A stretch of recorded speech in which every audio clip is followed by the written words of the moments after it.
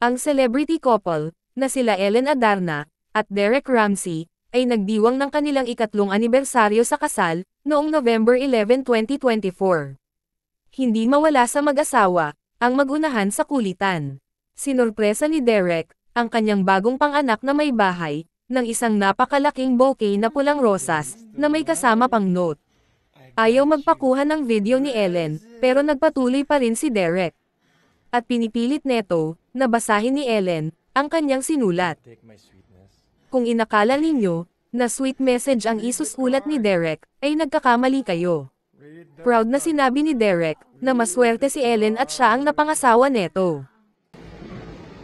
Read the card. Marami ang walang kampiyansa sa dalawa, natatagal ang kanilang relasyon.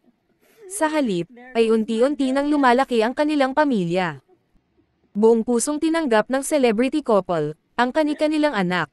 At ngayon, ay nadagdagan pa ito, ng isang napakagandang baby girl na pinangalanan nilang si Liana.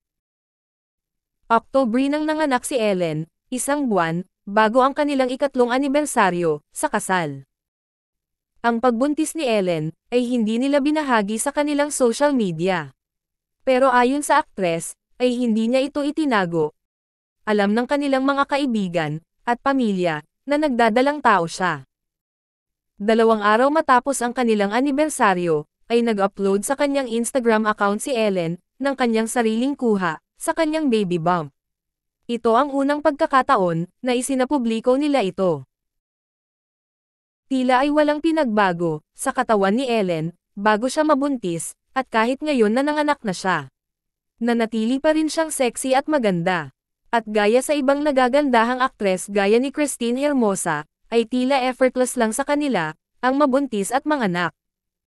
Kitang-kita, sa mga larawan nila ni Derek, na napakasaya nila ngayon. At pabiro pang sinulat ni Ellen sa kanyang caption, na pwede pa niyang dagdagan, ang kanilang mga anak. Congratulations Derek at Ellen Ramsey.